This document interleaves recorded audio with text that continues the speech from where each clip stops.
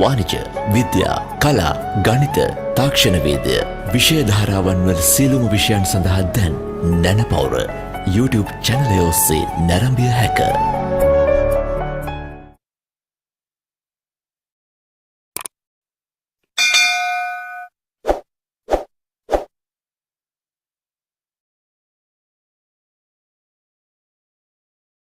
Now we are going to start the chemistry lecture.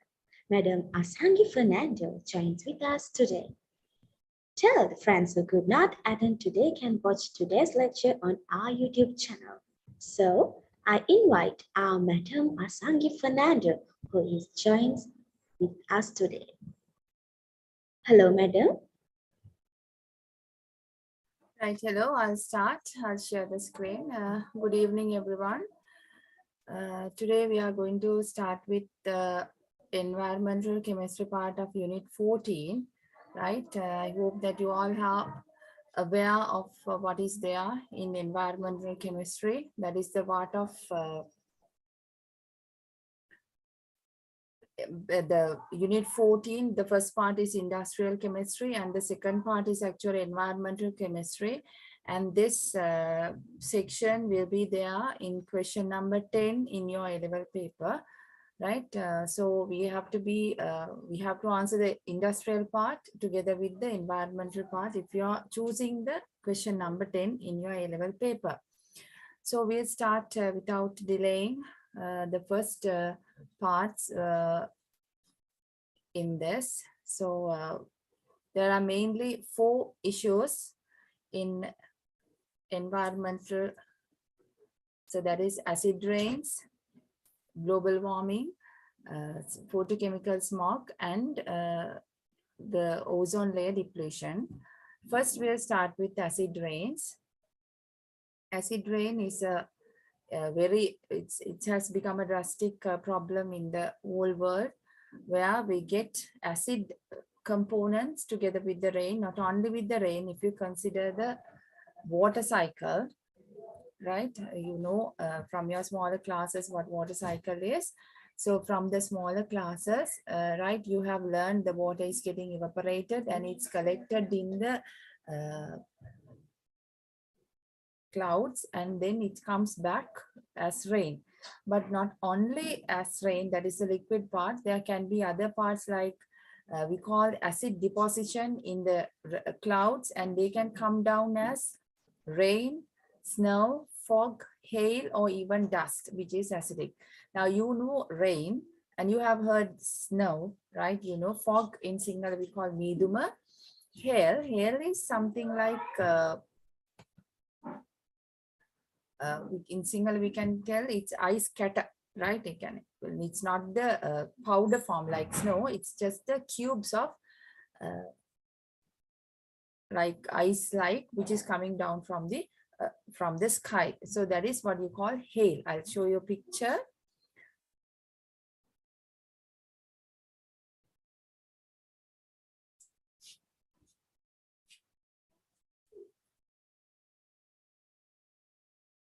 Right, this is what you got hail, right? It's the small cubes like snow. It's more solidified than snow. So in this one also they might contain some acidic residues, acids actually, so which can come down, which is collected in the sky. So that's the other thing, they can get collected in the sky. So that is what we have to be careful, that acids are the ones which get collected in the in the sky, as in the rain or as the snow or the fog, right? And they can come down and they will make different problems in the earth, right? Then මේගොල්ලෝ අහසින් අපිට වැටුනහම මේගොල්ලන් අදන problems අපිට ගොඩක් වැඩි. ඒගොල්ලන් acidity is something like very difficult to deal with, because we can't reduce the acidity which is coming out. What we can do is we have to stop what is being collected in the sky, right? Clouds වල එකතු වෙන දේ නතර කරගන්න එක තමයි අපිට කරන්න පුළුවන්. Right now, rainwater is naturally acidic, you know, that is due to the presence of H2CO3. H2CO3 is the carbonic acid, you know, right? So carbon dioxide can dissolve in water to produce H2CO3. And as you know, carbonic acid is a very weak acid and it dissociates weakly and can add H+ ions to water. So this bicarbonic or the carbonic acid comes down into H+ and bicarbonate, or the hydrogen carbonate that we tell, and it makes pH slightly acidic. So pH of rainwater is little less than pH of neutral water, it says, because there is a dissolution, there is dissolution of carbon dioxide, and it makes the acidic, it makes the rainwater acidic, and it's not going to be pH 7. pH 7 වෙන්නේ නැහැ, මේක ඊට වැඩි අඩු pH value එකක තමයි තියෙන්නේ. So the pH of rainwater is 5.6, it's not 7. So it's a mild acidity and it does not affect the organisms. So the gases responsible for the acidic rain. Acidic rain means it's not the dissolution of carbon dioxide. That is something that you have to remember. Although the composition in air is 0.04, the highest percentage of acidity is created by sulfur oxides and nitrogen oxide. This is SOX and NOx. So that you have to remember what is SOX stand for. That is sulfur dioxide and sulfur trioxide. And NOx is NO2 and NO. So you have to remember the oxides of sulfur and the oxides of nitrogen, which are contributing forming acid rains.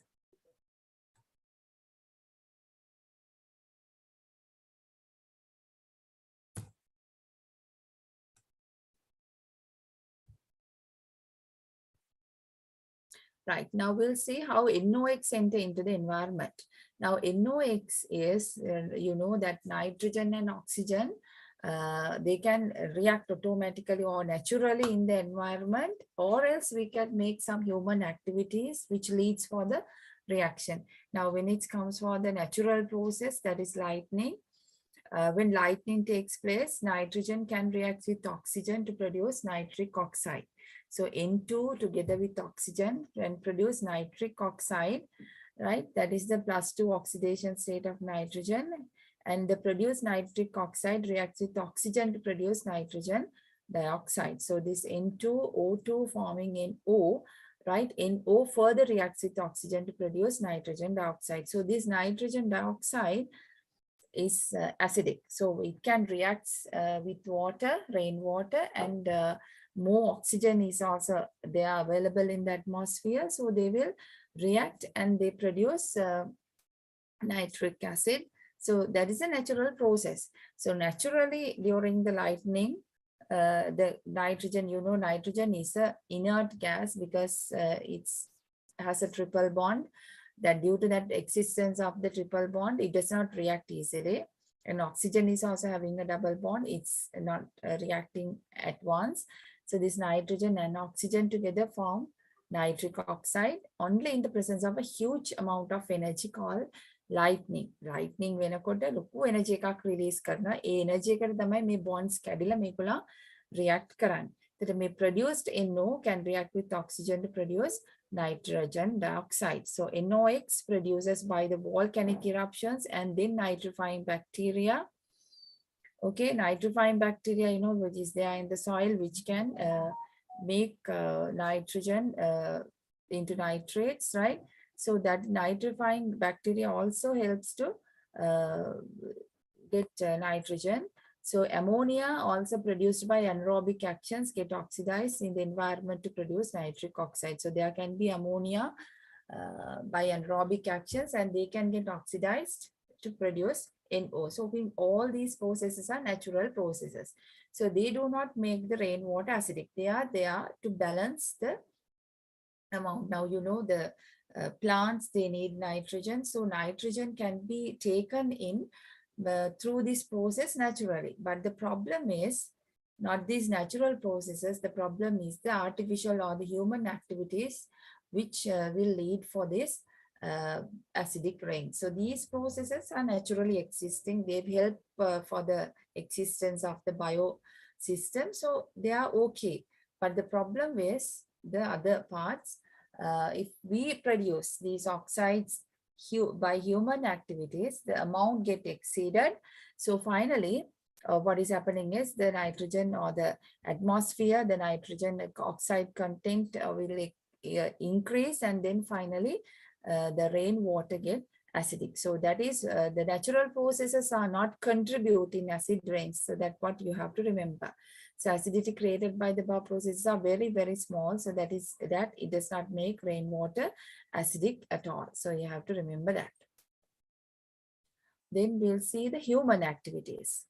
Now, in all these, as I told you, the human activities are the most important and what we have to pay attention to. Burning of fossil fuels in the motor vehicles, right? It has become a very huge problem nowadays due to the traffic jams and the increased amount of vehicles. Nitrogen and oxygen can react inside the vehicle engine. The reason is to burn the fuels that we take nitrogen, the atmospheric air into the engine. So the nitrogen and oxygen can react inside the vehicle engine, forming nitrogen oxide, that is NO, nitric oxide. So nitric oxide in the presence of oxygen can produce nitrogen dioxide. So that this is taken place inside the vehicle engine. So that is under high temperature and high pressure. So this produce nitrogen dioxide, right? You can see here nitrogen dioxide further reacts with oxygen and further oxygen and water. It comes down to HNO3, which is nitric acid. So nitric acid is a highly acidic and it's a strong acid. So it will come down into H3O plus and nitrate. So that's the big problem that we have. HNO3 with H2O forming H3O plus and nitrate. So this H3O plus formed by dissociating or dissolving HNO3 in rainwater can make the rainwater acidic. So you can see nitrogen reacts with oxygen to produce NO, that is nitric oxide. The nitric oxide reacts with oxygen to produce nitrogen dioxide, and the nitrogen dioxide together with water and oxygen can come to nitric oxide. So nitric oxide dissociates into H3O plus and nitrate. So this is what is happening in the production of nitric in the sky, right? That make a naturally produced වෙන්නේ. දැන් අපි industrial level එකේ ගත්තොත් මේකලන්ට catalyst දෙන්න ඕනේ, oxygen temperature දෙන්න ඕනේ, right? We have to maintain the pressure. All those things are there. But now in this one, this is a natural process, but it's slow. Industrial process එක වගේ නෙමෙයි, මේක naturally it's forming nitric in the atmospheric conditions. Okay. Right. If you have any questions, you can ask through the chat box. Right. Then Isoics. Now NOx and SOx, we saw those are the two responsible gases. So SOx is added to the environment. Natural waste, that make it natural waste from volcanic eruption, right? H2S produces due to the anaerobic action of microorganisms, you know, in the ocean and sea, right? There are microorganisms which can degrade sulfur materials and produce H2S, hydrogen sulfide. That H2S can get oxidized in the atmosphere to produce sulfur dioxide. So that sulfur dioxide can dissolve in water to make rainwater acidic. But that is also a very important thing. The acidity created is not that significant because it's a very small amount. Volcanic eruptions, හැම රටකම හැම වෙලාවෙම වෙන්නේ නැහැ. It's not all over the world. So it is the amount of sulfur dioxide produced is less, and H2S produced by anaerobic action of microorganisms also going to be less. So it's not going to be a huge amount. So to make ඔයගලන්ට තේරෙනවා මේක මේ හැමතිස්සෙම වෙන process එකක් නෙමෙයි. ඒ නිසා මේකෙන් produce වෙන sulfur dioxide amount එක අඩුයි. But if humans contribute in producing sulfur oxides, it will be a bigger amount, large amount, and it contributes more. Now, the most important thing that we have to remember is sulfur is a major component in fossil fuel, right? It's a major impurity in crude oils, right? So when burning petrol, diesel, kerosene, or whatever it is, it produces sulfur dioxide directly. So far, they have not found a way to remove the sulfur content from the crude oil or the fossil fuels. So once we have these fossil fuels burnt, so it eventually produces sulfur dioxide. So it's a big problem, right? Sulfur dioxide emits, as you see in the picture, when we have these, the industrial plants where the fossil fuels might be burning to produce energy, they produce sulfur dioxide as well. So not only sulfur dioxide, carbon dioxide, nitric oxides, right? They also might come out. Sulfur dioxide is there wherever we burn sulfur contents. So sulfur dioxide gas entering the air is further oxidized to sulfur dioxide in the atmosphere. So once sulfur dioxide is formed, it can joins with oxygen and to produce sulfur trioxide. That's a +6 oxidation state. Then how does acidity is created by sulfur trioxide? Now you know sulfur trioxide is an acidic gas, so it can dissolve in water to produce H2SO4. So this H2SO4 is a strong acid. So sulfur dioxide with oxygen and together with water, it produces H2SO4. So H2SO4 with water produces H3O plus and sulfate ion. So you can see this makes the solution acidic due to the dissolution of H2SO4 in water. So you can see here in the diagram it says SO2 and nitrogen oxides goes into the atmosphere. They produce HNO3 and H2SO4, and they come down as acid rains, acid snow, and other acidic particles like hail, fog, right, or the dust particles, and they come back down onto the earth. So that can make problems. Now next we'll see what are the huge problems that would be formed due to the presence of these acids on earth. Then make up දැන් අපි lab එකේ වුණත් අපි HNO3 H2SO4 handle කරන්නේ පරිස්සමින්. We handle them with care. But now if they are just coming down from the sky, so it's a big problem because most of the things, ecosystems, the water bodies, some other places, right, plants, everything is just right, quite exposed to this rain, right? එතකොට මේක අපිට වහන්න බෑ, stop කරන්න බෑ. ඒ හින්දා මේකෙන් ලොකු problems එනවා. මොකද pH එක වෙනස් වෙන නිසා. So we'll see what are the big problems that can be created due to this acid rains on earth. So harmful effects, right? Effect of the aquatic environment, you know, with the oceans, seas, all the other water bodies, rivers, lakes, everything is get exposed. Right, so all these animals, the aquatic animals and especially fish, right, they are exposed to this, and they can get many problems because the pH is being changed, right? The pH එක change වෙන නිසා මෙතනදී ලොකු ප්‍රශ්නයක් එනවා. මොකද pH එක මෙතනදී අපිට ඒගොල්ලන්ට balance කරන්න බෑ. They can't balance. Now we might think the water is a huge water body and the acids can get diluted. But the reason is actually the slight changes of the pH can make big difference in these aquatic lives.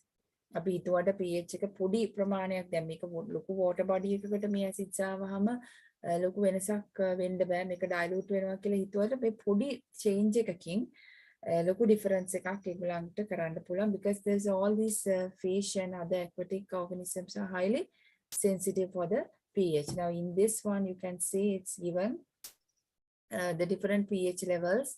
Right, you don't need to by heart them or study, just to have an idea. It's been given. So here it's given the pictures of what has been happened all over the world due to different pH changes. So it says the pH can cause changes in the behavioral patterns, retardation of organogeny, that means their genetical or the breeding processes can get affected, and destruction of eggs වල shell එක කැඩිලා යන්න පුළුවන්, and immature organisms of fish and other aquatic organisms, etc.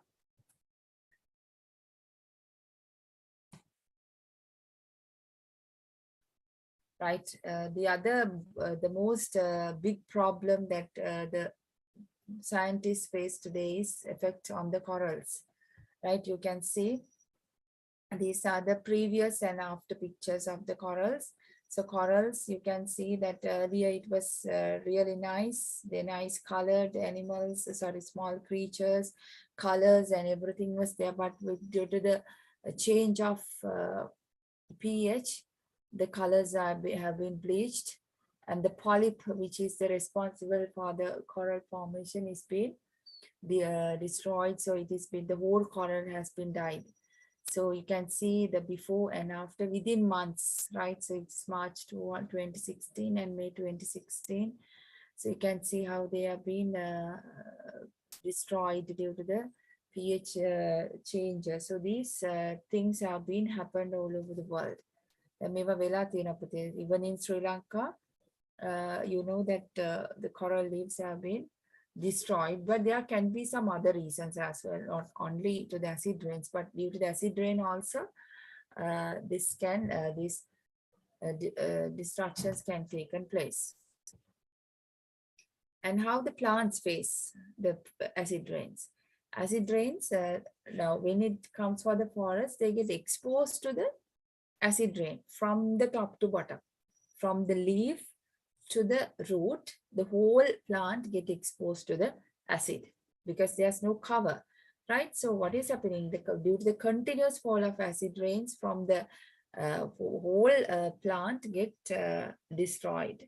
So it says forested areas leads to degradation of chlorophyll in plant leaves, which causes gradual death of the plant. So they destroys the chlorophyll. So when the chlorophylls are not there, no food production. So finally the plant dies. So death of plant from the top to bottom is a sign of their ruin brought about by acid rain. So you can see how these forests have been destroyed. So these pictures were taken from the internet. That is the true incidents actually, how they have been destroyed, right? Because you can't cover, you can't stop exposing the forests or the plants into rains, but what you can do is you can minimize the emission of these gases. That's what actually happening. So you have to be very careful with what we do. So you can see once the forests have been destroyed, even the humans and cannot be able to survive. Make a water cycle like a base when a forest world up a food, everything is based on these forests. So there are different things the scientists have taken to protect all the forests all over the world. But if this way, if they are getting destroyed, it will be a big problem.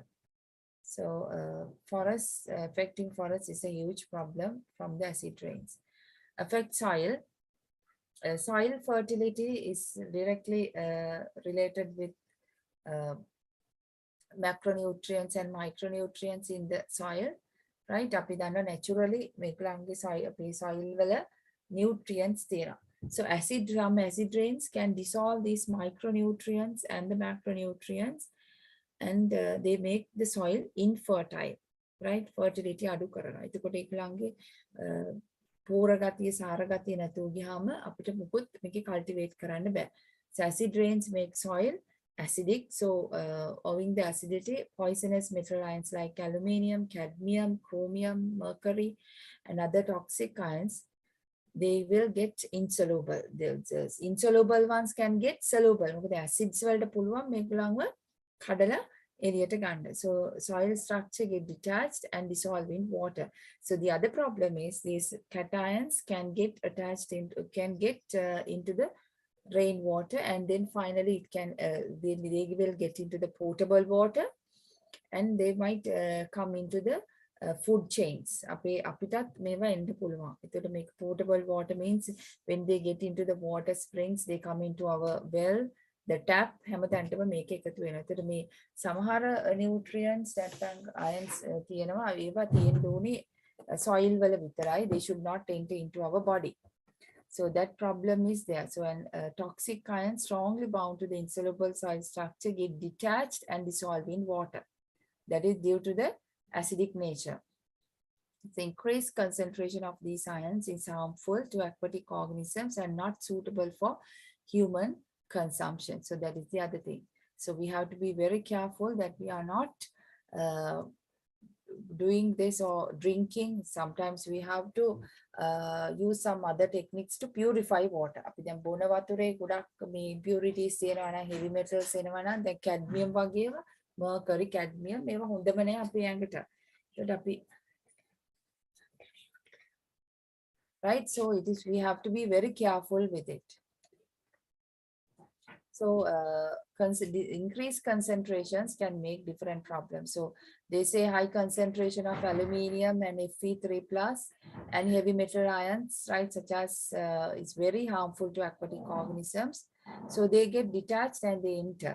So high acidity rainwater brings about speedy dissolving of micronutrients, metals, ions in soil such as Fe3 plus, zinc 2 plus, and copper 2 plus in water, which are then leached out easily. මන්ට මේගොල්ලන් එතනින් මේ අනිත් තැන් වලට මාරු වෙලා යනවා. So it makes the soil infertile. So remember that due to the high acidity in soil, they can make soil infertile. So acid water dissolves rocks and minerals. That's the other problem. දැන් අපි දන්නවා අපේ environment එකේ calcium carbonate rocks, ඒ කියන්නේ marbles, limestones ඒ වගේවා තියෙන්න පුළුවන්. ඒකට magnesium ores, right, ඒවා ඒ කියන ඒවා acids වලින් dissolve කරන්න පුළුවන් because metals can react with dilute acids, right, and especially calcium, magnesium and aluminium minerals can get dissolved.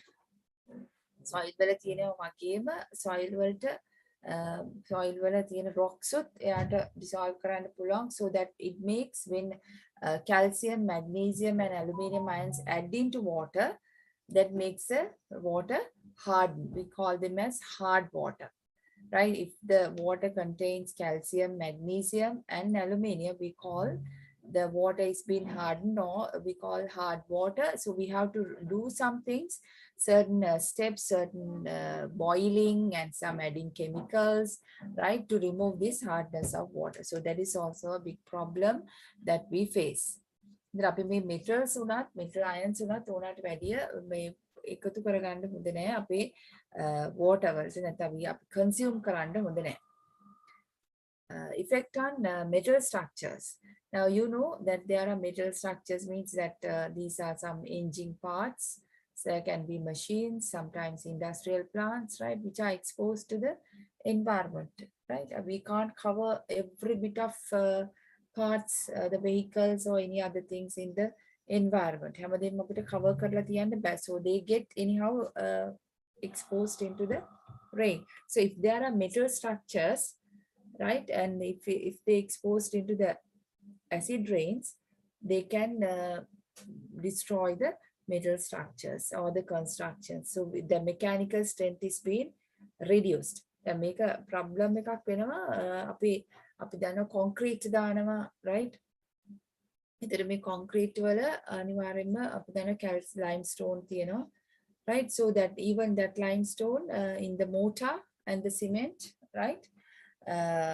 මේ අපි concrete දානවා කියන සිංහලෙන් කියන්නේ. ඒතකොට මේ concrete වල තියෙන limestone වලට, that is calcium carbonate, can react with acidic gases as well as acids. Then make it here SO2, O2 and water. Then make it represent කරන්නේ H2SO4. දැක්ක ඉස්සෙල්ලා SO2 O2 H2O dissolve වුණාම යා sulfuric තමයි හැදුවේ. So when calcium carbonate reacts with the gas in the presence of oxygen and water, it makes acid rains and it comes down into calcium sulfate, 2H2O and carbon dioxide. So they start dissolving. Compound එක dissolve වෙන්න පටන් අරගෙන තියෙනවා. ඒකට අපි අර building එකේ strength එක නැති වෙලා යනවා. So we say it decreases the mechanical strength. And also if there are statues and monuments, right? Smaraka monuments, if they are statues, right? They are made with calcium carbonate, sometimes with the concrete or some plaster Paris, right? They will start reacting. So they also start degrading. So you can see here the metal structures have been corroded due to the acids. They will get corroded, and also the metals can react. And this is a statue where you can't see the eyes or the any other parts clearly because they have been degraded, right? So this is due to the reaction of these acidic gases with calcium carbonate. Okay. So these are some more pictures of what has been happened to the monuments, statues, and right when they exposed into acid rains, you can see they wasted with the time, right? අපි දන්න මුලින් මේක හදලා තියෙන විදිහටම තියෙන ගොඩක් වෙලාට symmetry වල වගේ අපිට යද්දි පේනවා they have been dissolved, like නිකන් dissolve වෙලා ගිහලා වගේ. ඒකෙදි ලොකු problem එකක් වෙලා තියෙනවා. So we have to be careful with it.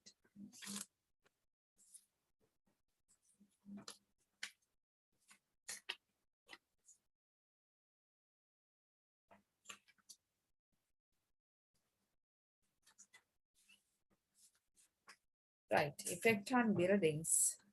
Right, you can see that the most important thing or the phenomena is this, what has happened into the Taj Mahal.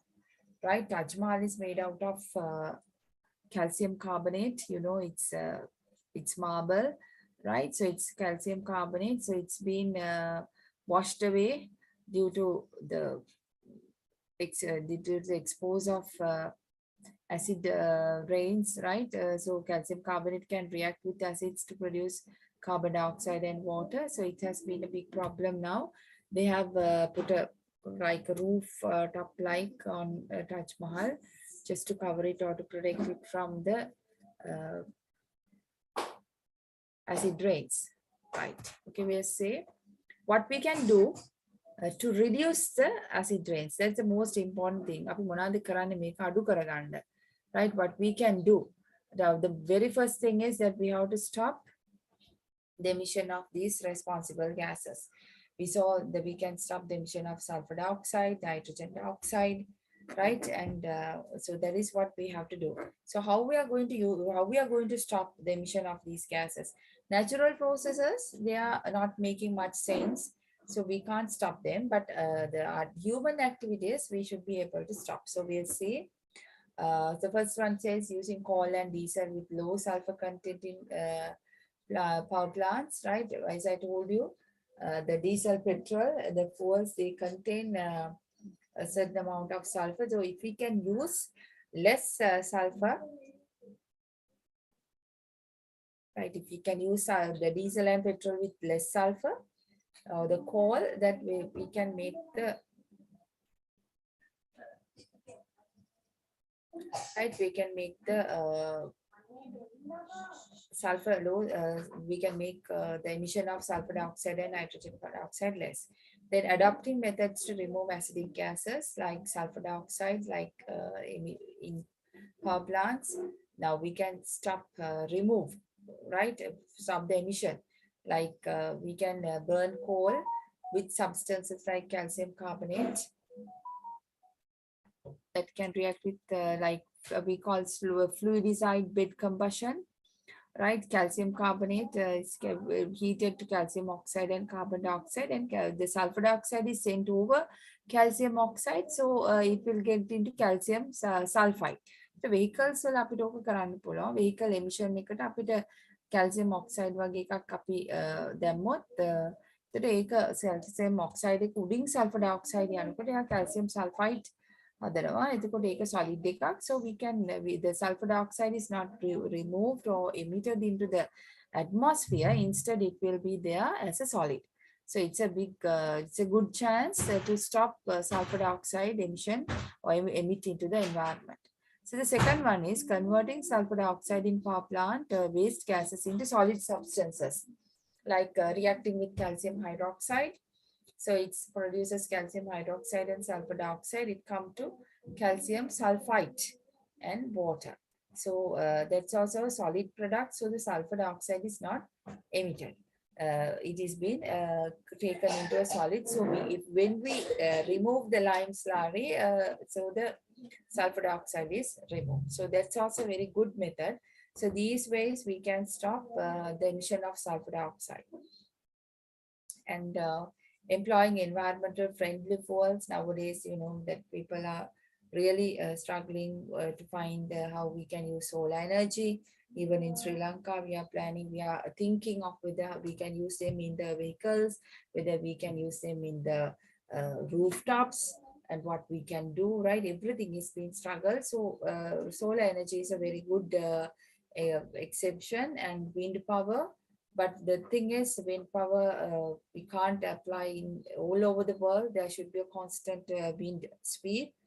Tidal energy, scientists are trying, and because the tides in the ocean, right, they have a huge energy. The energy එකකින් එයා එමෙතට ඒක අපිට use කරන්න පුළුවන් නම් electricity produce කරන්න එතකොට මේ engines වලට එතකොට අපිට මේ fuel burn කරන එක අඩු කරගන්න පුළුවන්.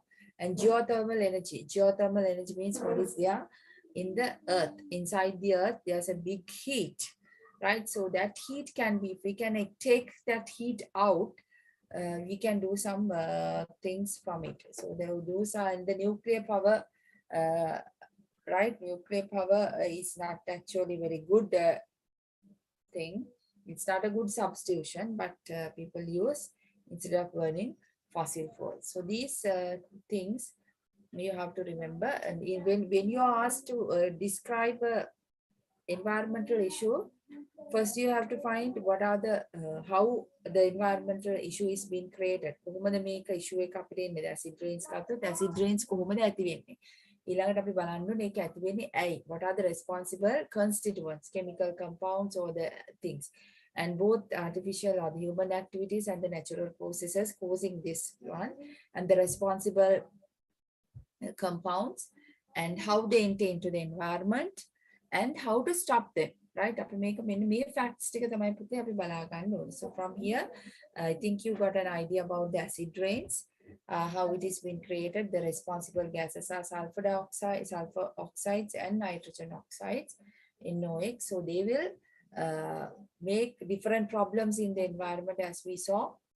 Coral reefs can get damaged, monuments and the statues can get damaged, aquatic environment can be damaged, soil fertility can be reduced. So all these things are taken place, and we have to measure and see how we can reduce. So these are the things that we can use or we can do or practice to stop or reduce the acid rain in the environment. Okay, right. So we'll move into the next issue.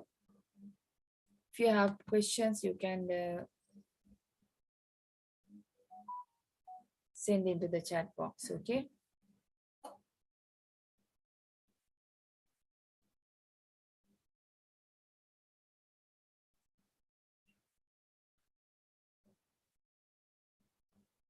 Right, next one is global warming.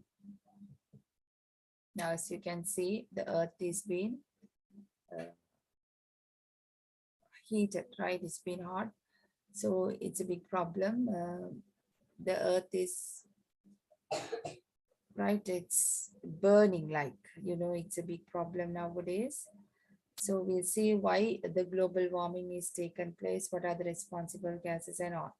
A gradual increase in the overall temperature of the Earth's atmosphere generally attribute to the greenhouse effect caused by increased level of carbon dioxide, CFCs and other pollutants. Due to some other pollutants together with carbon dioxide, the temperature of the earth is being increased. මේක තමයි අපි global warming කියලා කියන්නේ. It's just a gradual increase. The increase is not taken place at once. Right? එකපාර වෙන දෙයක් නෙවෙයි. ඒතර මේක natural process එකක් excessively වෙන හින්දා තමයි වෙන්නේ. So the natural process is called what we call the greenhouse effect. Now we'll see what is a greenhouse. Hope you all have seen, you all know what greenhouse is. You can take 1 minute and just go through the text quickly.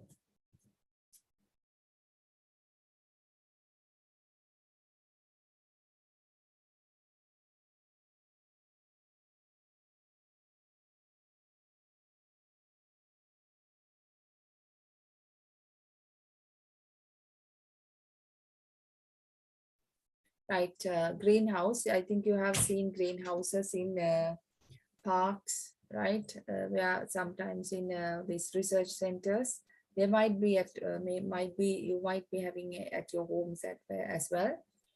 So this greenhouse is a place where we maintain the temperature in order to make a favorable temperature for the plants. So it says a greenhouse is an almost completely safe kept house. Its roof and walls are made of transparent material so that solar rays can penetrate them. You can see the solar rays are coming down. Through these transparent materials, visible and ultraviolet radiations coming from the sun passes into the greenhouse. From the sun, the main radiations coming is visible and ultraviolet or the UV. That they contain energy and they get down into the earth, right? Some of the earth parts like roofs, then the trees, right? Different water bodies, they can absorb energy, right? Absorb energy, and some is getting re-radiated. It's sent back, right? So this phenomena is being used inside the greenhouse. So the roofing materials and materials for the walls of the greenhouse are selected. So such a way that they can transparently, transparent means they can make the visible and the UV radiations comes into the greenhouse and they absorb certain amount, and when they radiate, they produce IR. UV visible තමයි අපිට එන්නේ. එතකොට මේක radiate back, reflect වෙන්නේ IR විදියට. That is mainly heat. So when IR rays are reflected inside the greenhouse for a longer period of time, the IR means heat. So that can create some kind of a higher temperature inside the greenhouse. So that is being trapped. Energy trap. So this increases the temperature inside the greenhouse. This is the process takes place inside the greenhouse. The atmosphere of the earth too exhibits a process somewhat similar to this. අපි බලමු දැන් දන්නවා අපිට ඉර තියෙන්නේ දවල්ට විතරයි. Right? එතකොට රැට නැහැ. ඒ වුණාට අපිට අපේ temperature එක 0 වෙන්නේ නැහැ. මේ temperature එක maintain වෙනවා. So the temperature is maintained because the earth atmosphere is acting as a greenhouse. Right? නැත්නම් අපිට රැට temperature එක 0 වෙන්න ඕනේ. Temperature එක රැට 0 වෙන්නේ නැහැ. Temperature එක maintain වෙන්නේ අපිට මේ greenhouse එකක් විදිහට atmosphere එක act කරන නිසා අපි බලමු කොහොමද ඒක වෙන්නේ කියලා. Right, now this is the greenhouse, the effect on the earth. You can see sun rays are coming down from the sun, and especially they are UV and visible rays. And once it enters into the atmosphere, some get on the earth, some get absorbed, and some get radiated back, and some can come out, and but some get trapped inside the atmosphere, making short wave IR. They may visible and UV. They are coming in longer wavelengths. That's why they enter into the atmosphere and then come reach the earth. But afterwards, once they try to radiate back, they turn into IR. because some of the energy is being absorbed. The UV වලත් අපිට highest energy UV එන්නේ නැහැ. මොකද ozone layer එකකින් එයාව trap කරන නිසා small energy එකක් තියෙන අය තමයි එන්නේ. ඒකට මේ small energy එකක් තියෙන UV එක එයා ආපහු radiate කරනකොට එයා දෙන්නේ IR විදියට තමයි. So that IR can make can trap inside the atmosphere. It's not going back. So that's how the temperature is maintained. That's why we don't get 0 degrees of Celsius in the night. When in the absence of sun, we don't get 0, but we get a certain temperature at night as well. Because this temperature is really important. Otherwise, all the enzyme activities and everything in our body will not function. So this is some of these atmospheric gases, right? Gases found in the atmosphere can trap these IR waves or the heat waves, and then they make them stay inside the atmosphere. So you can see atmosphere contains nitrogen, oxygen, water vapor, carbon dioxide, CH4 likewise. And so the solar radiation is coming and they reflect, but some will get absorbed by these gases which we call greenhouse gases. Then the greenhouse කියන concept එක harmful නෑ. දැන් ඒක තමයි අපිට තේරුම් ගන්න ඕනේ. Greenhouse concept කියන්නේ ඒක harmful concept එකක් නෙවෙයි. ඒක natural process එකක්. It maintains the earth temperature.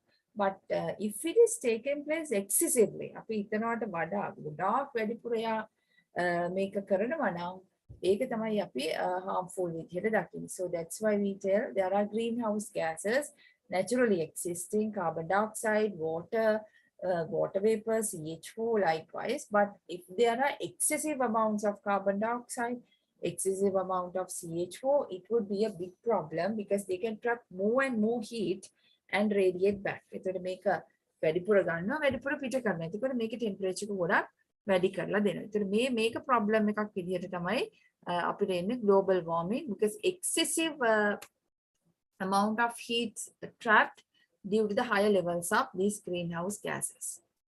Right, so we'll see what are greenhouse gases.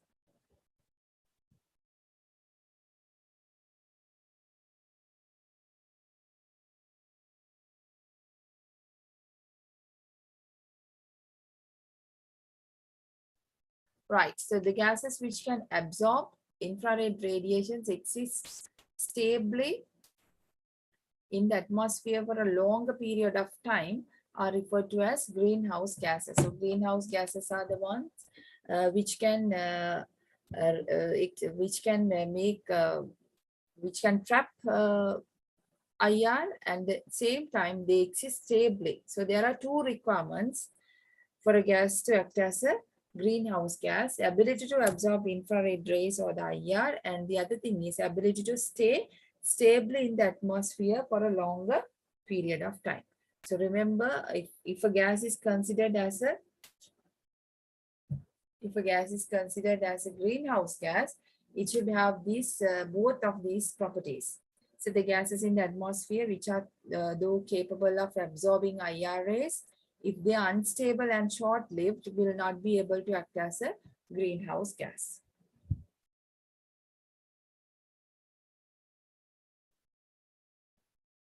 So you can see what the greenhouse gases are. Water vapor, that is H2O gas, carbon dioxide, and methane, nitrous oxide, and volatile halogenated hydrocarbons, that is CFC, HFC, and HCFC. So these are all artificial, CFC, HFC, and HCFC. We have produced them for another purpose. දැන් අපි ඉස්සරහට යද්දී අපි බලමු කොහොමද ඒගොල්ලන් හැදිලා තියෙන්නේ, අයියේ ඒගොල්ලන් ප්‍රොඩියුස් කරේ කියලා. Water vapor is naturally producing. කවුරුත් water vapor artificially produce කරන්නේ නැහැ. That is through the evaporation of water. And carbon dioxide is also, that is exceeding the level. ගොඩාක් වැඩි වුණොත් ඒක problem එකක්. Methane is produced due to different different activities. Nitrous oxide as well. So we'll see next how these gases are being produced and how they enter into the atmosphere. So remember, Water vapor is a greenhouse gas, but we do not consider it as a major component or the responsible gas for global warming. Right? The water vapor කියන එක greenhouse gas එකක් තමයි. මොකද එයාට පුළුවන් IR trap කරන්න. හැබැයි අපි ආව global warming වලට responsible gas එකක් විදිහට consider කරන්නේ නැහැ. මොකද water vapor කියන එක atmosphere එකේ දිගටම තියෙන්නේ නැහැ. එයා තියෙනවා, but soon it will come down as rain. ඒ නිසා අපි මේක මෙතනදී greenhouse gas කියන එක අපිට water vapor කියන එක greenhouse gas උනාට අපි ආව මේ global warming වලට consider කරනවා අඩුයි. ඒක මතක තියාගන්න. Right. So it says halogenated hydrocarbons do not found in the nature. They are completely artificial. The gases such as sulfur dioxide, NO2, NO and CO do not act as greenhouse gases. That is also really important. Then අපි දැක්කා acid rains වලට sulfur dioxide, NO2, NO වගේව produced වෙනවා. Even carbon monoxide can produce due to the incomplete combustion, but they do not act as greenhouse gases. Right, because their lifespan in atmosphere is very short. In the air, sulfur dioxide, nitrogen oxides, they will react with oxygen, dissolve in rainwater, and will come down soon. Even carbon monoxide can react with oxygen to produce carbon dioxide. So the lifespan is less. අපි කියවන එක stable ඉන්ඩෝනි කියලා, but ඒ නිසා ඒක එතනදී වෙන්නේ නැහැ. Therefore, the gases are considered as not considered as greenhouse gases.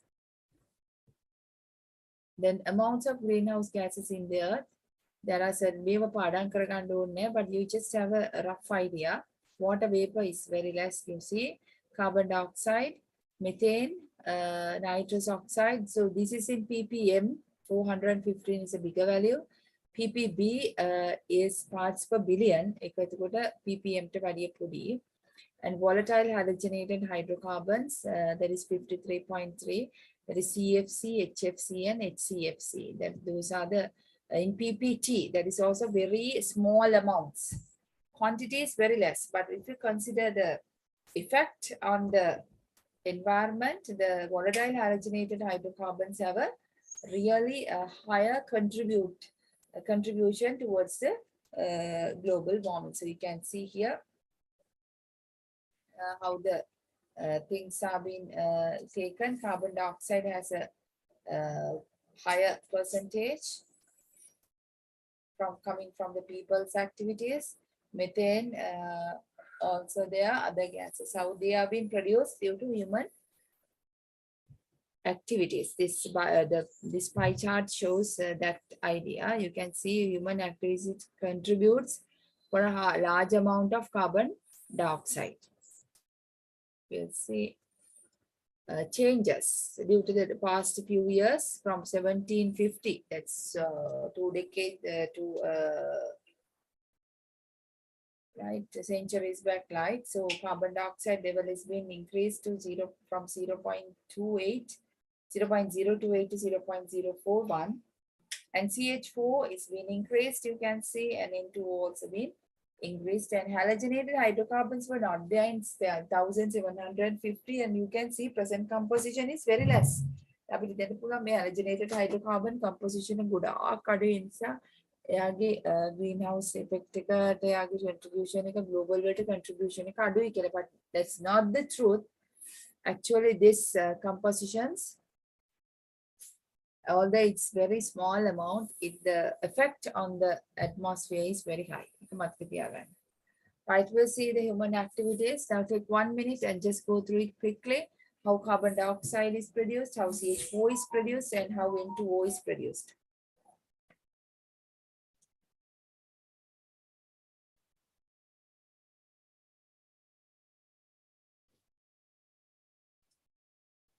Now, carbon dioxide is being produced for the excessive deforestation and burning of petroleum.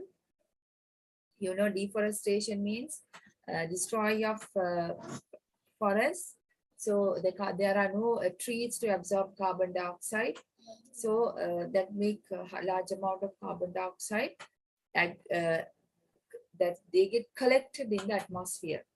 Then burning of petroleum, right? Petroleum fuels, they can make carbon dioxide coming out together with water vapor. You saw that some nitric oxide also, sulfur dioxide, everything is coming out when we start burning petroleum. Especially sulfur dioxide is also there, but here it majorly the now when it comes for the acid rains, we discussed petroleum products can produce sulfur dioxide and it can lead for the acid rains. In global warming, this the production of carbon dioxide is a major problem. For acid rains, production of carbon dioxide is not a problem because carbon dioxide creates less acidity. Then we put the points. Then CH4. CH4 is methane, right? All are aware it's as a tetrahedral structure. So the CH4 is produced mainly through the anaerobic decomposition, right? Because it's due to the different dirt materials decomposed, the CH4 can be coming out. Anaerobic means in the absence of oxygen gas. Oxygen තියෙන වෙලාවෙ නෙමෙයි නැති වෙලාවේ CH4 produced වෙනවා microorganisms again. So act on disposed organic waste, act on disposed urban waste, right? Waste is collected. You can sense the CH4 even. So due to agricultural practices undertaken in marshy and waterlogged areas, which favors the anaerobic decomposition, right? It will make the anaerobic decomposition and soon produce CH4, mud gas, right? Because it's blocking the oxygen supplies and then it produced through anaerobic decomposition. And from animal husbandry. So it's a very important fact. Now in Sri Lanka, we don't have much animal husbandry. We have that it's not in a major scale, right? There are farms, but in other countries, especially the abroad, the people rear cattle and other animals for food in huge areas. So this animal husbandry means that they can produce the CH4 is produced inside in the gut, right? Cattle ලගේ හරකුන්ගේ ආහාර මාර්ගයේ තියෙන bacteria එකක් හින්දා CH4 produce වෙනවා.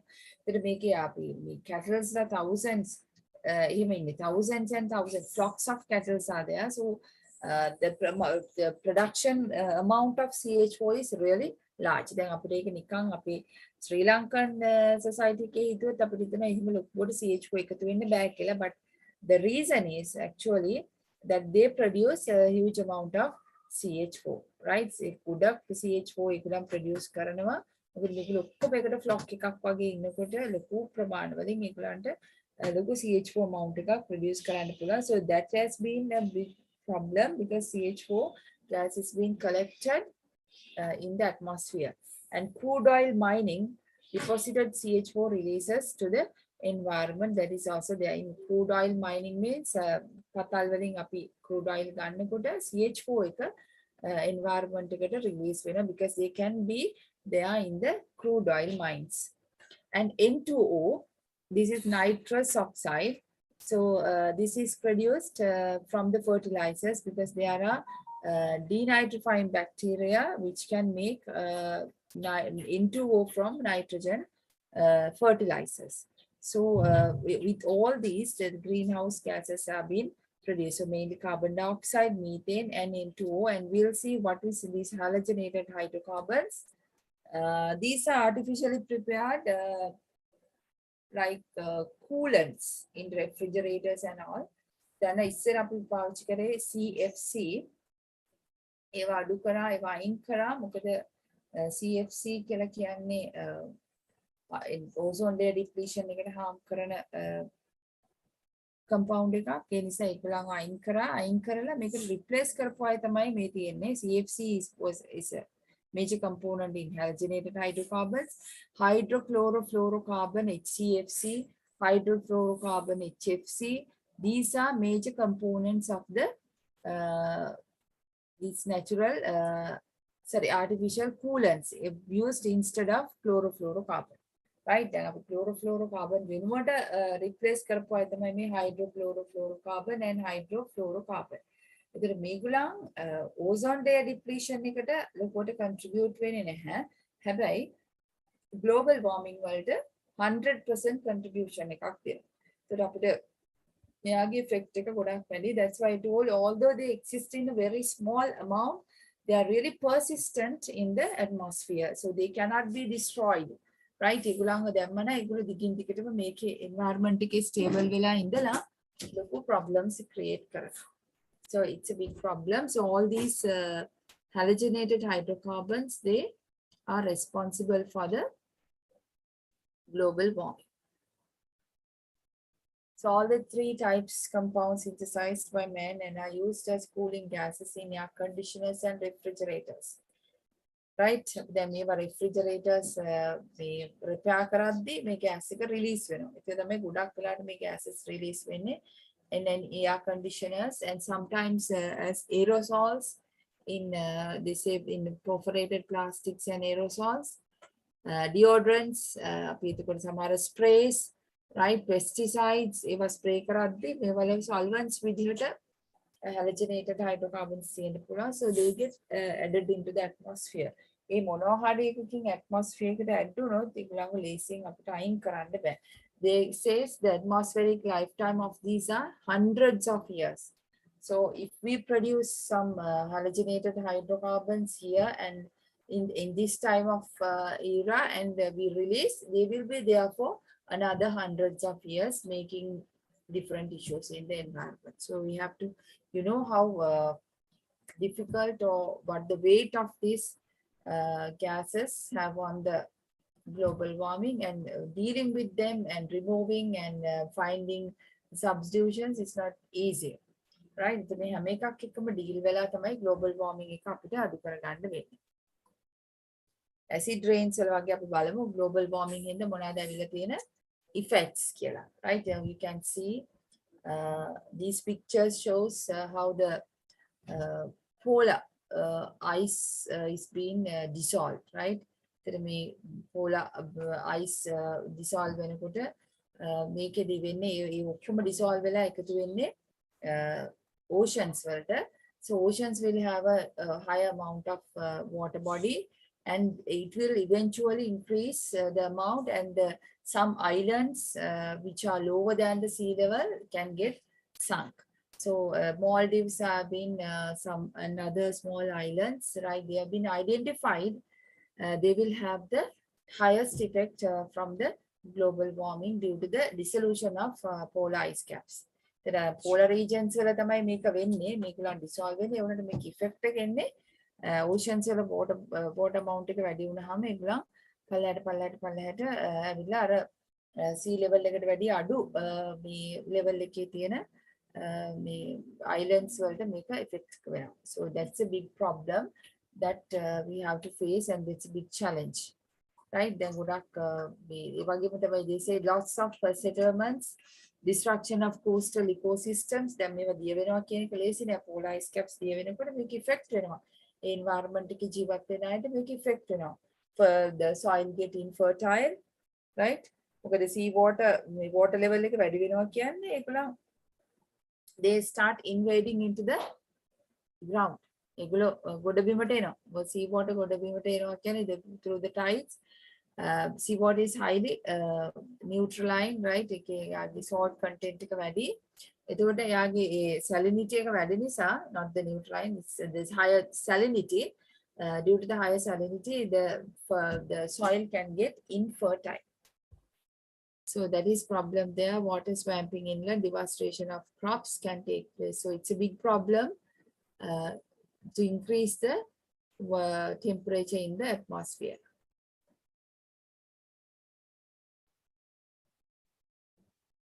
It says when the temperature increases, epidemics like Ebola, dengue, and they can get easily spread out. Increase in number of hot days. Frequent emergence of natural disasters like hurricanes and tornadoes. And the rapid spread if invasive plants and animals may encroach new areas, right? So rapid spreads can be there. excessive drying of some areas, right?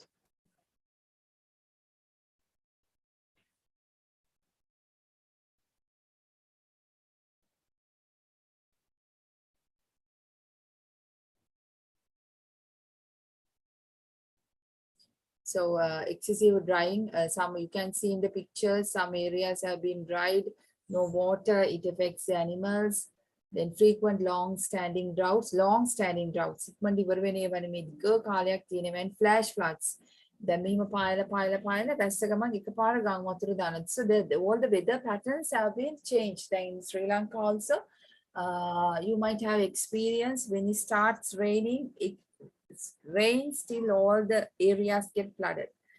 When it start drying, the whole it continues drying till all the water bodies get dried in some areas. So these are the things which have been come out. These are the outputs.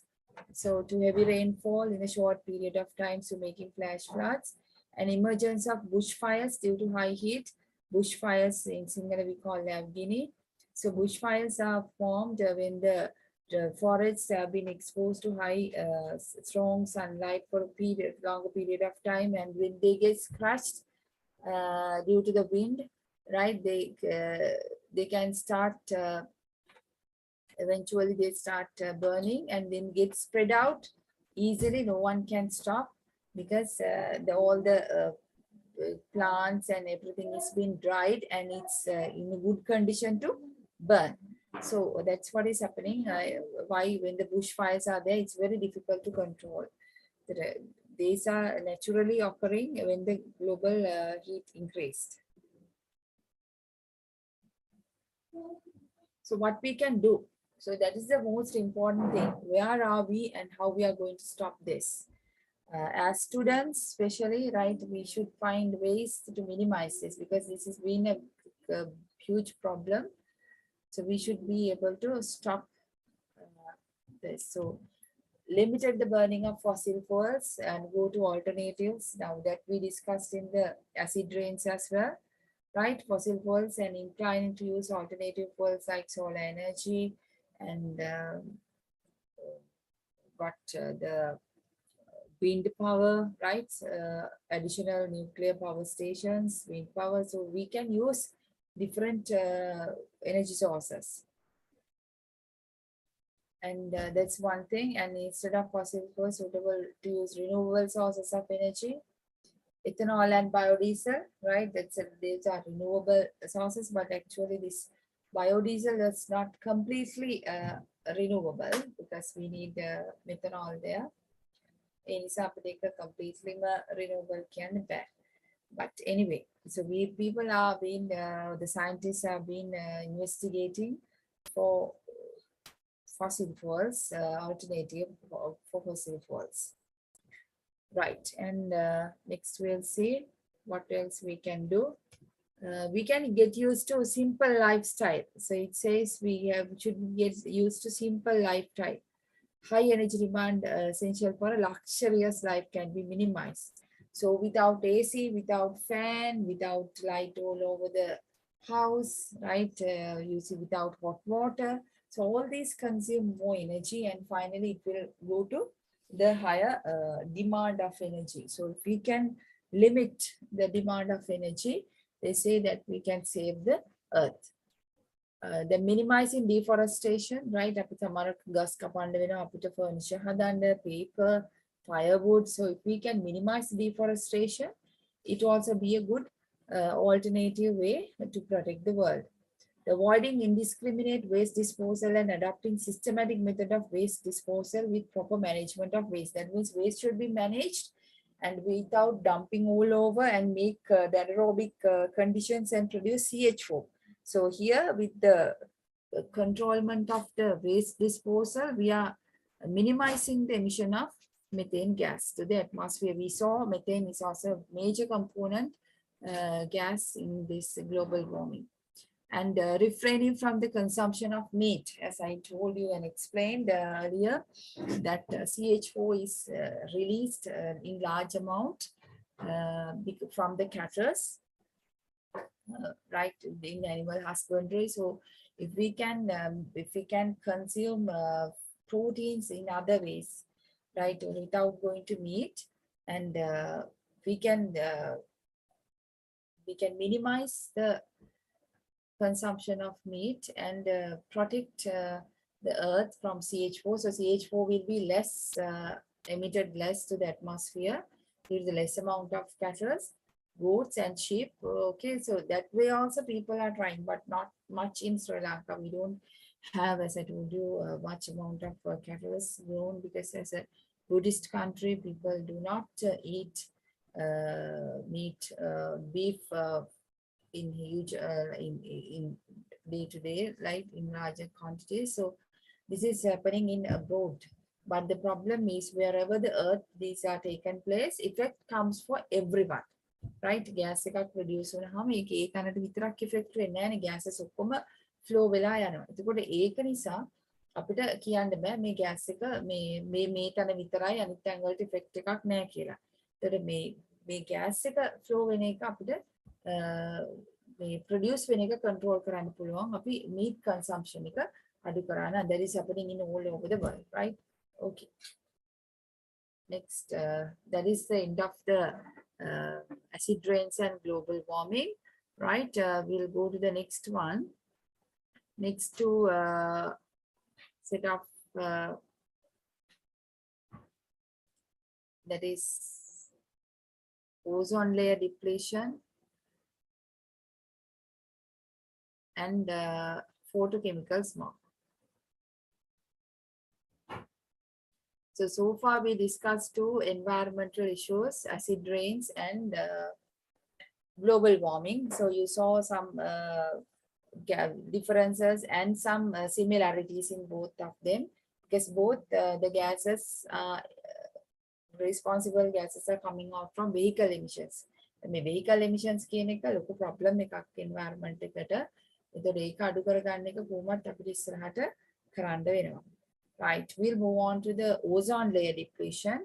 හිතන මේක ඔයගොල්ලන් අහලා තියෙනවා ozone layer depletion එක. Right, we have an ozone layer in the atmosphere. Okay, so ozone layer depletion,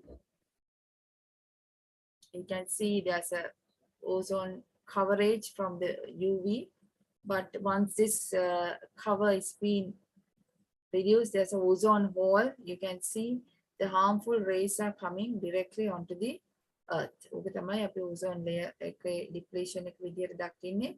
Ozone layer is a natural layer of gases, ozone gases on the atmosphere, where it protects the earth from the invasion of harmful UV. Right, අපි බලමු මේක කොහොමද එන්නේ, මොනවාද responsible gases and how to stop this. Now in space, you can see these are all UV types, UVC, UVB, UVA, and these are visible rays, infrared and radio waves. They will be coming down from the sun. They're all coming down. Mainly, we saw that the UV and visible rays are coming. So this is the structure of the atmosphere. Okay, have a look.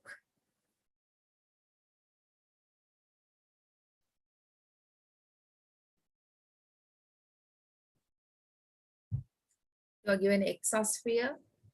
Sorry, we'll start from here, Earth. Immediately you get troposphere, where you get the clouds, and stratosphere, where you get these planes going on.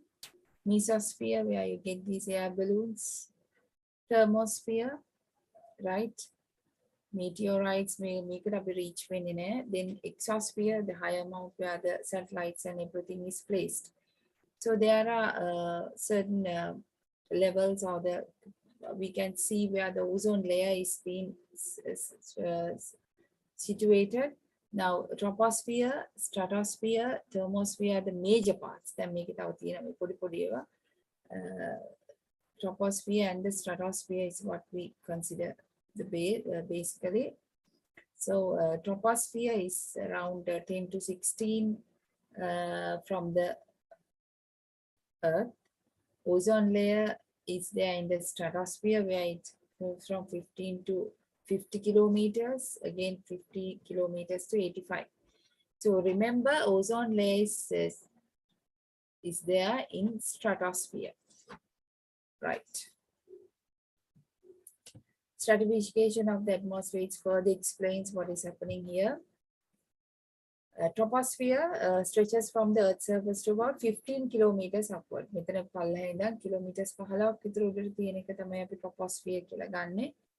99% of the atmospheric gases are there. Right? Gases are there found in the in this troposphere. And stratosphere, it's from 15 to 50 kilometers. The percentage of gases here is very low, and ascending the layer, the temperature increases. When you move up, the temperature increases. Then thermosphere, it's about 50 kilometers. The gases is very small. You don't find much gases in the thermosphere. And ozone layer is the sublayer found in the stratosphere. That is the stratosphere is from the 15 kilometers to 50. And ozone layer is from 20 kilometers to 35. Just remember the figure, because sometimes they might subjected for a question where the ozone layer is situated inside the stratosphere or not. Right? We'll see how this ozone layer is composed and what are the harmful things would be produced.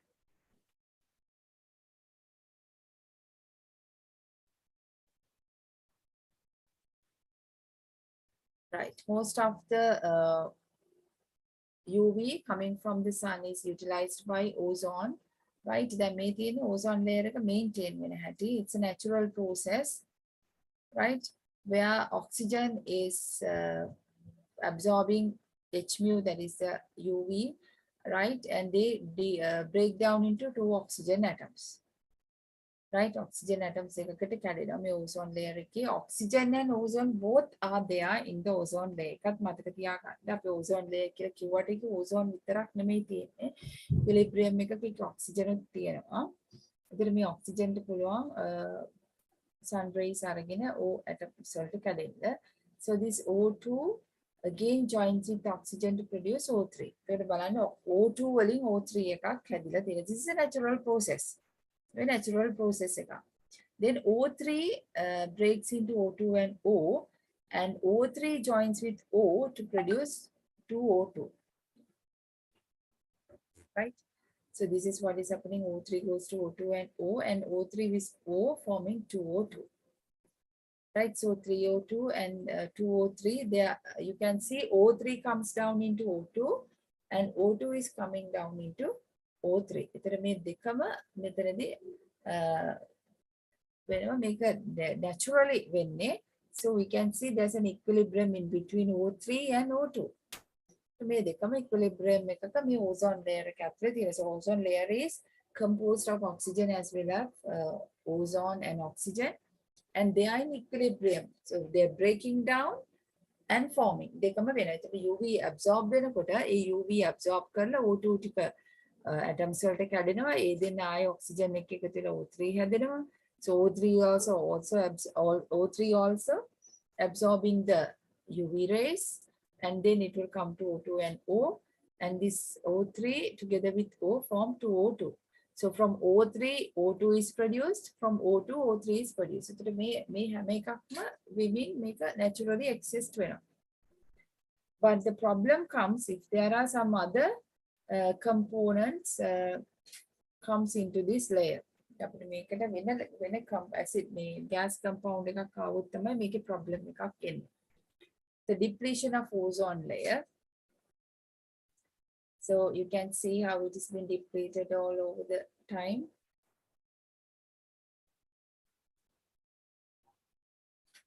It says it's generally it changes. It changes, does not remain constant every day. It changes to some extent with the temperature of the environment. Seasonal changes and geographical factors affecting, but annually it drops gradually. right? And annually, this continuous decrease in the ozone level in the ozone layer is called the ozone layer depletion. So gradual decreasement of this ozone gas level in the ozone layer is called the ozone layer depletion. So it's okay to have less amount of ozone, but the thing is that it can make huge amount of environmental issues when they have a thick, when they have a very thin layer of ozone.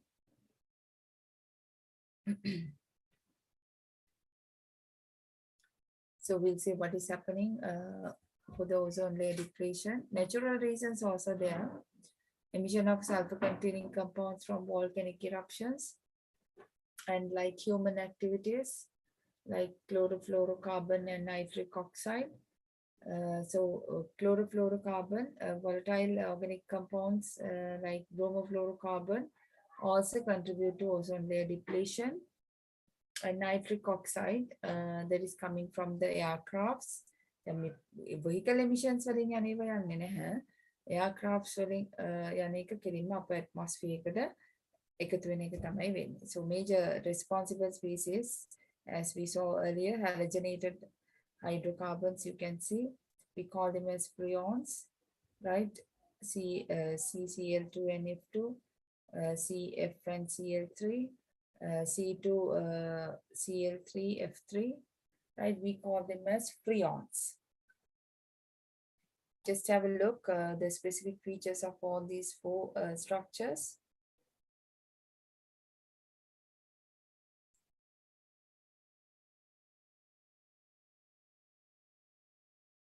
Right, as they cannot make in big structures, the carbon is based and the other atoms are being added. So it says all the species are synthetic. They have been produced in order for industrial purposes, right?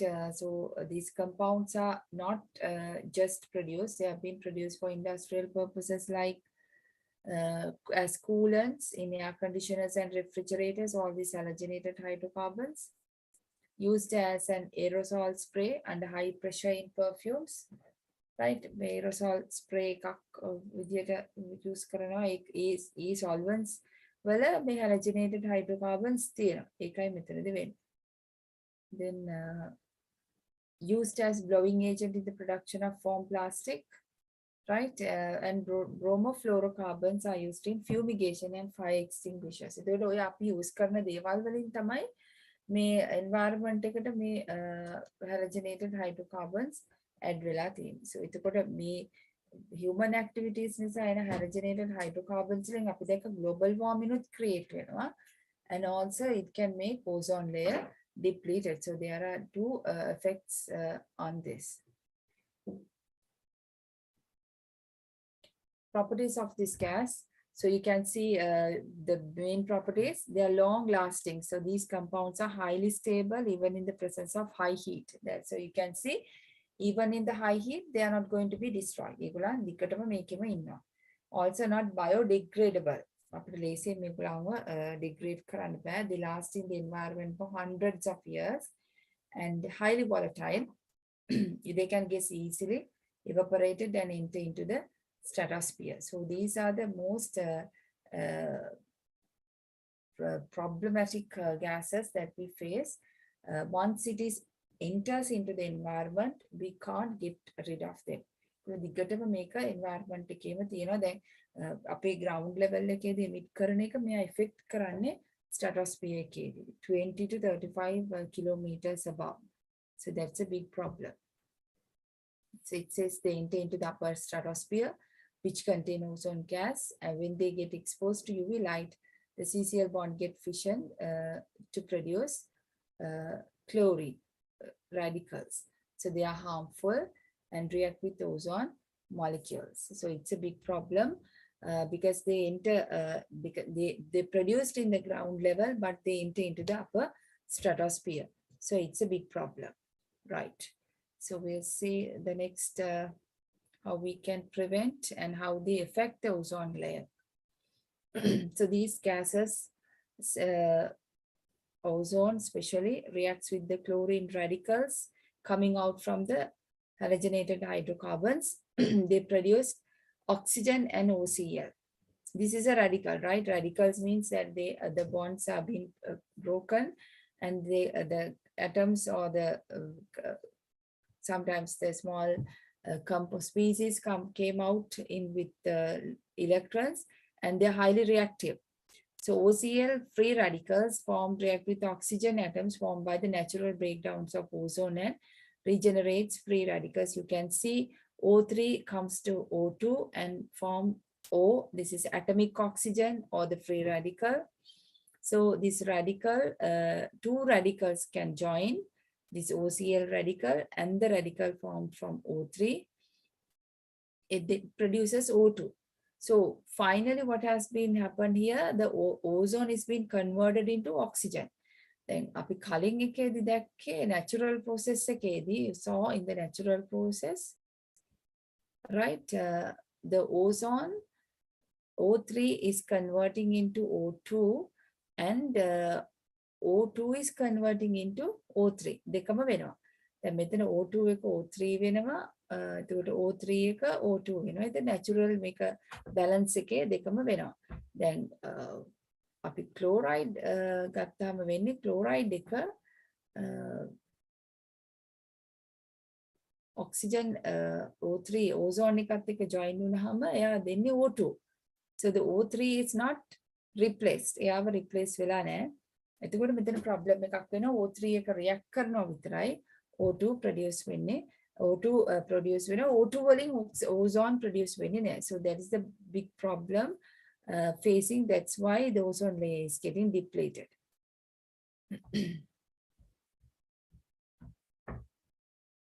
So we'll see the adverse effects of the ozone layer depletion. So it can create skin cancers, right, due to the high energy in UV rays, right?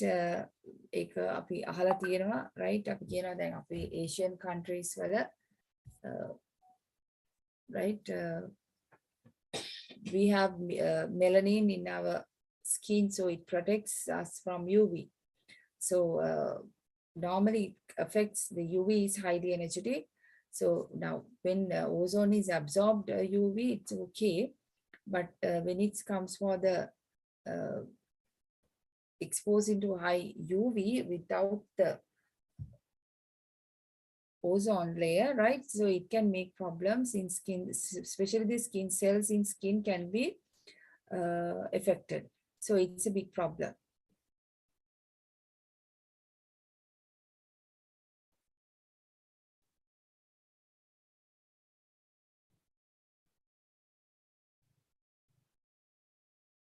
So you can see how it is being,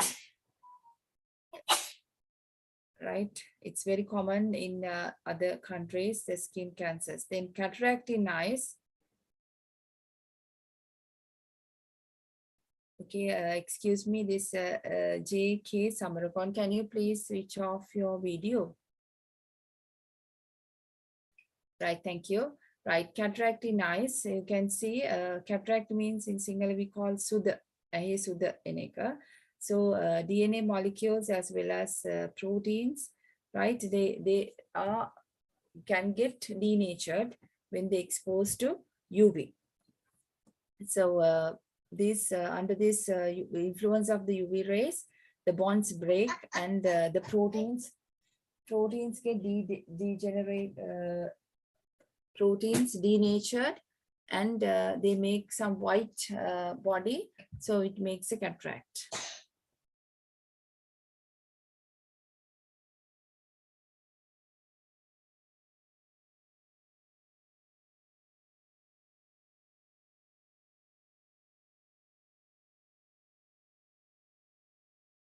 Right, so the cataract can be taken place due to the UV, because UV can make denature the proteins in the eyes. And the mutations in plants, you can see deformed plant, the different leaves, deformed leaves, and dwarf plants, kuru, shaka, right? Dwarf plants and plants with deformities can be seen in the because they exposed into the UV rays. Then may ozone layer එක නැති වුණාම මෙයා UV rays වලට expose වෙන එක තමයි වෙන්නේ. So that makes deformities and of plants.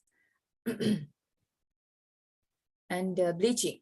So especially the paint and the clothes that we hang out for drying, the colors can get bleached, right? So we can't use them.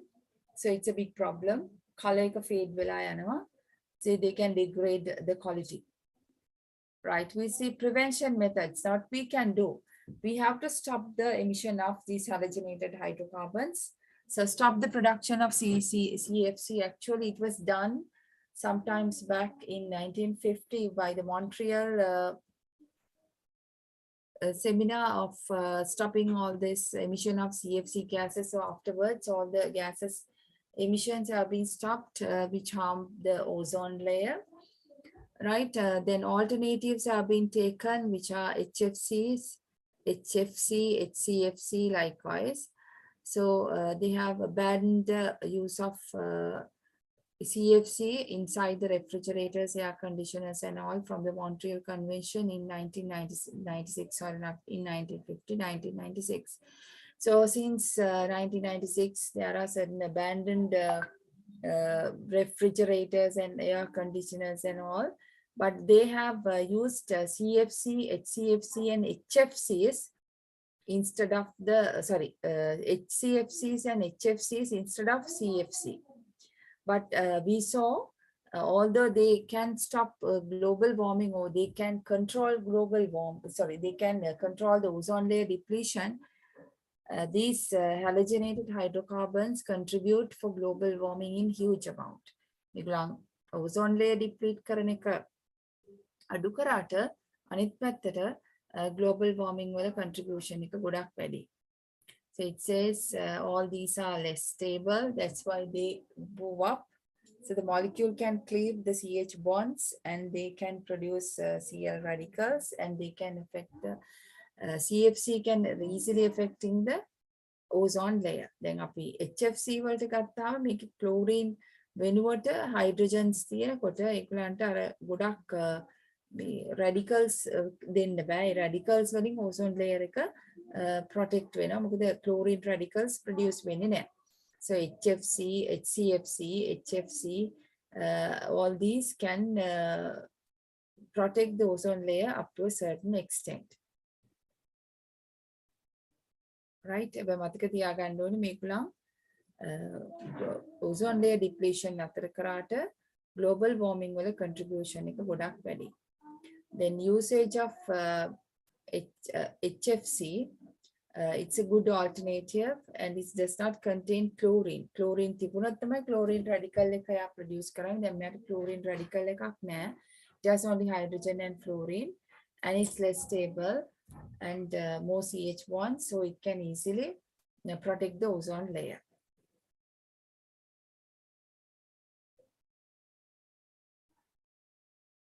The gas is used as a coolant in refrigerators and air conditioners nowadays. Right now, this is the global this warming potential for different gases. It's indicating how they contribute for the global warming.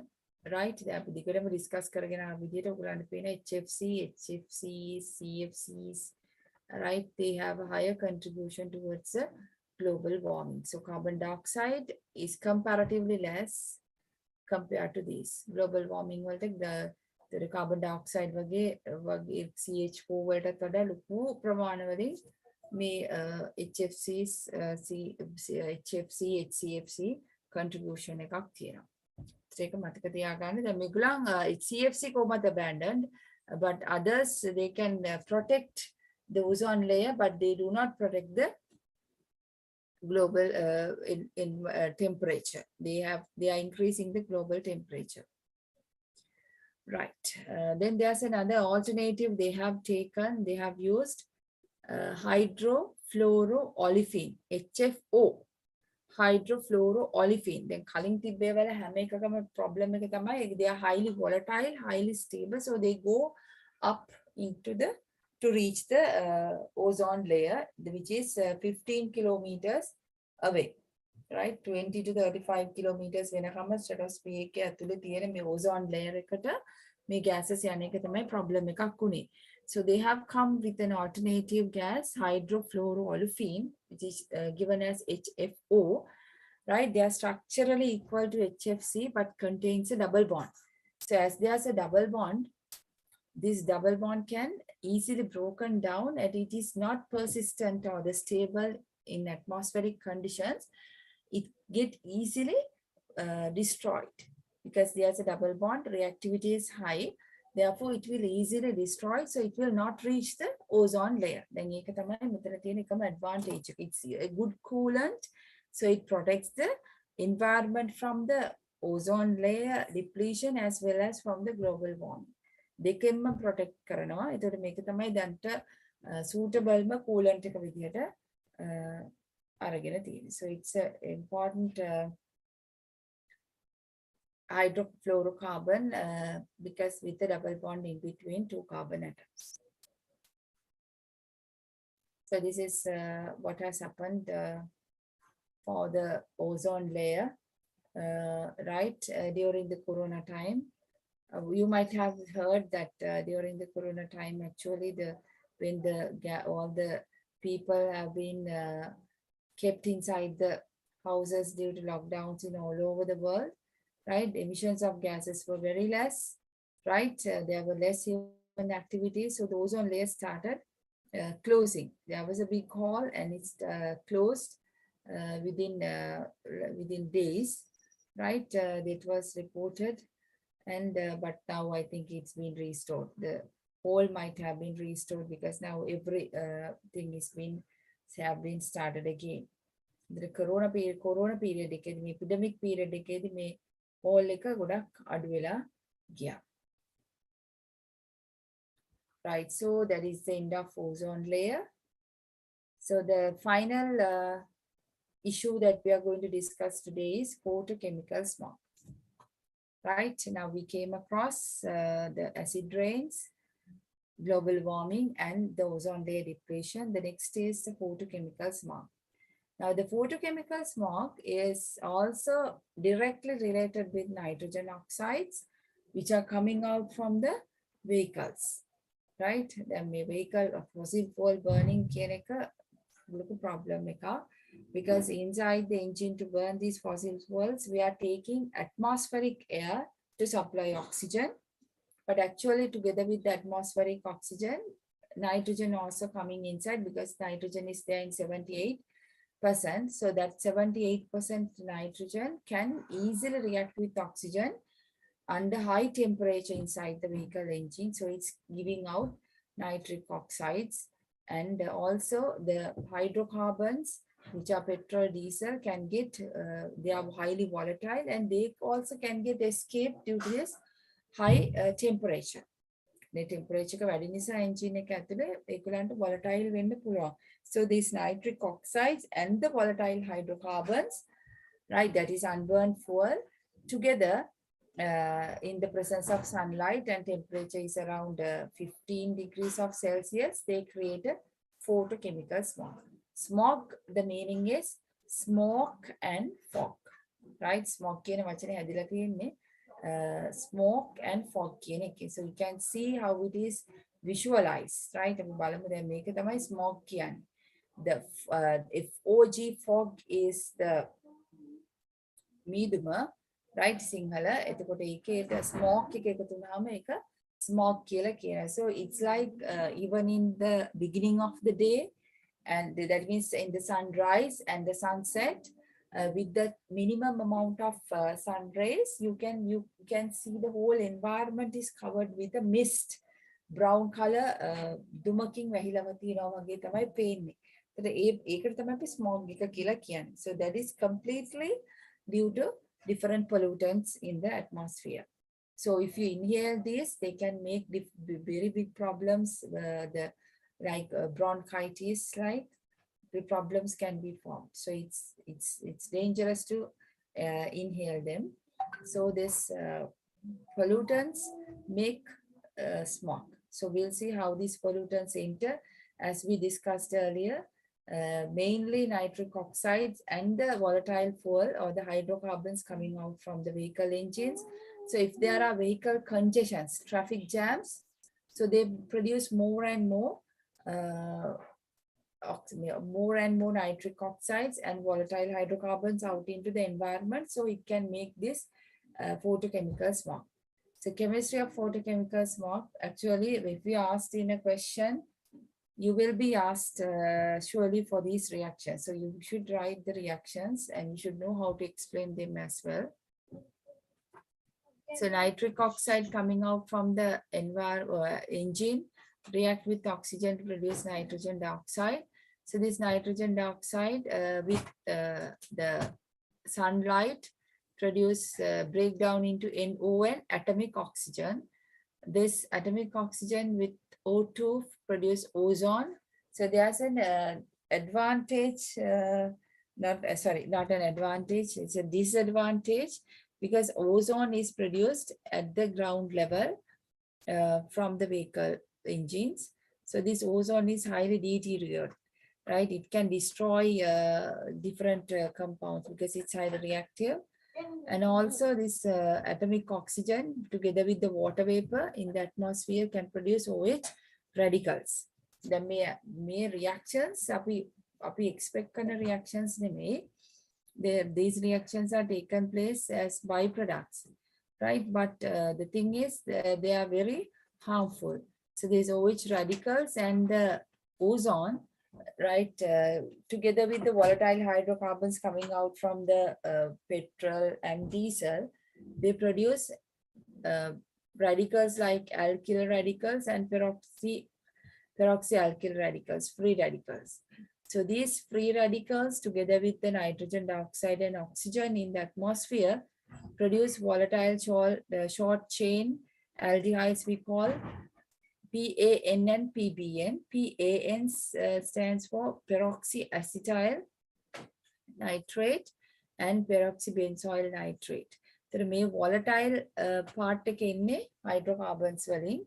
එතකොට ඒගොල්ලන් හදනවා මේ radicals together with the OH radicals. When they exposed into the OH radicals, the volatile hydrocarbons produce alkyl radicals and peroxyalkyl radicals and NO2 and O2. So these volatile short chain aldehydes where PAN and PBN, they will join with the small particles of the atmosphere, the fog, right? The මේගොල්ලන් තමයි fog එකත් එක්ක එකතු වෙන්නේ. May PAN and PBN, and they create the photochemical smog.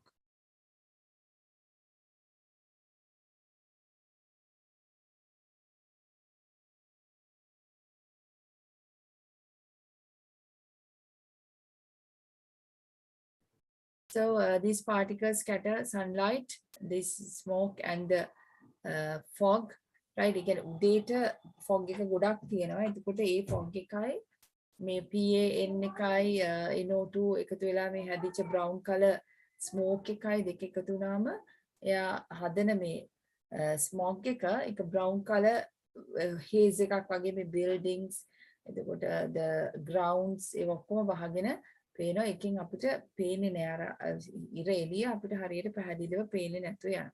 So the particles scatter sunlight by reducing the transparency. We can't see through. අපිට පේන්නේ නෑ. මේක හරහා පේන්නේ නෑ. And it appears like a mist in the lower atmosphere. මේක මේ උඩ නෙමෙයි අපිට තියෙන immediately තියෙන buildings, vehicles ඒවා පේන්නේ නෑ. ඒතර මේකේ තියෙන මේ PAN, PBN, aldehydes, short chain aldehydes අපි inhale කරන්න හොඳ නෑ. ඒ හින්දා mask වගේව use කරලා තමයි මේක අපි පාවිච්චි මේකට face කරන්න ඕනේ. So photochemical smog is the only state of pollution visible to our naked eye. අපිට පේන එක acid rains අපිට පේන්නේ නෑ. We see only the effects. Ozone layer also like that. Then global warming also like that. But photochemical smog we can experience, we can see.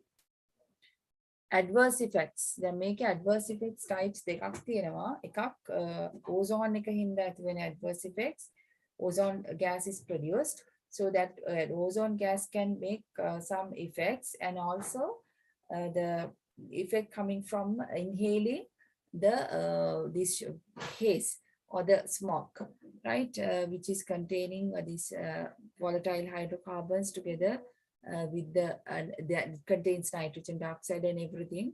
So this inhaling PAN and PBN can make respiratory problems. You can see the volatile aldehydes, which are PAN and PBN, can cause respiratory problems. So people might start with asthma, wheezing, bronchitis like diseases, and there can also be allergic conditions because they start different difficulties once they inhale.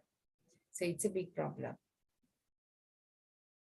And then ozone gas produced in the atmospheric, so on the ground level, can make problems. That is also create some respiratory problems. Then aldehydes වලට අමතරව ozone එකෙනුත් අපිට respiratory problems ඇති වෙන්න පුළුවන්. Then ozone is unstable and very reactive gas, and it can make some white spots on the plants, sorry, yellow spots on the plants. So these spots shows us that it's been exposed to ozone gas. Its tender leaves can get yellow spots. So it's a destruction of chlorophyll, and the fruit production of the plant is affected through this. So finally, it affects the crop. And also the ozone can split the double bonds in rubber molecules. So we call it as ozonolysis, right? So this shortens the chains of rubber molecules, and you can see like these scratches, splits, right? It may deteriorate the tire, so it will not function in its fullest capacity. And as we told, the colors can get bleached, the buildings, right? The ozone exposed to bleachers create කරනවා. So, and also peroxyacetyl compounds, that is PAN and PBN, are carcinogenic and can cause gene mutations. Other than the respiratory problems and all, they can make some gene mutations as well, because they can affect the active proteins and enzymes. Okay, so those are the main problems, 4 problems that we came across today, right? All the 4 environmental issues: acid rains, global warming, ozone layer depletion, and the photochemical smog. So I think you have got some idea about this. The first part, the part of the environmental, and there are some more. We have to discuss the water treatment part. That's not today, but I think we'll be able to discuss in a future lesson, right? Immediately, the water pollution, right? So I think again, if you have any questions, you can raise now through the chat.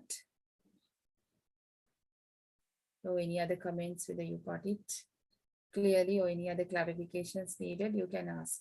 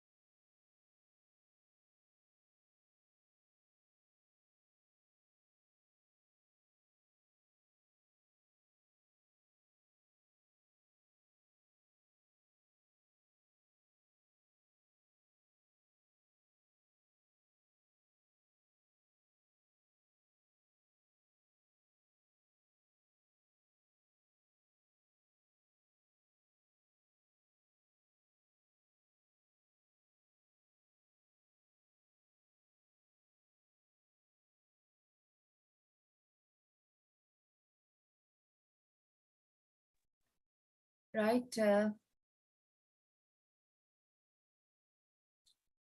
If you have any questions, you can ask.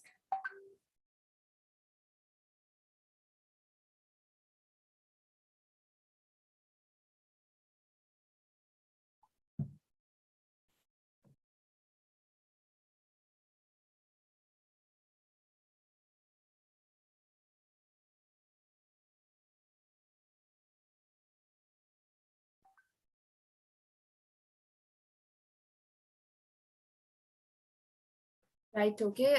Then I think we can stop now. If you have any problems, you can contact me and right, okay, then we'll stop. Okay, have a nice day and good night.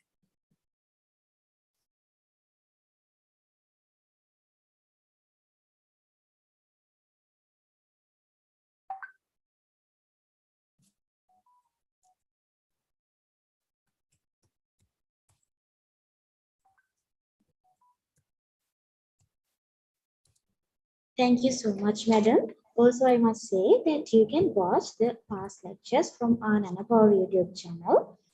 We are saying those who are not yet joined to our Telegram group can click the link on our YouTube channel and join our Telegram group because we are sending links, tips, and notice to our Telegram group. And don't forget to subscribe our Nanapower YouTube channel. Once again, we thank our Madam Asangi for joining with us today. And also our children have asked Madam to prepare another seminar like this.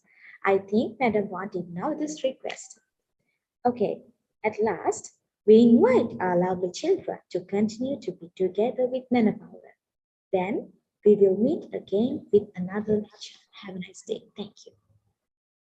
Okay.